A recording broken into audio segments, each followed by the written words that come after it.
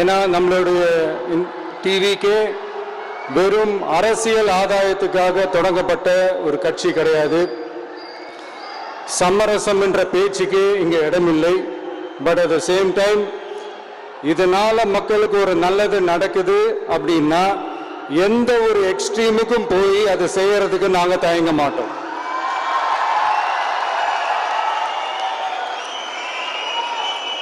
நம்மளுடைய இந்த ஆட்சி அமைஞ்சதும் ஒரு சுத்தமான ஒரு கிளீனான ஒரு கவர்மெண்டா இருக்கும்.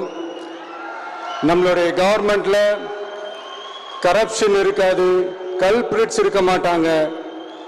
அதனால எந்த விதமான ஒரு தயக்கமும் இல்லாம தைரியமா நம்மளுடைய பூத் லெவல் ஏஜென்ட்ஸ் மக்களை போய் அப்ரோச் பண்ணுங்க. நீங்க மக்களை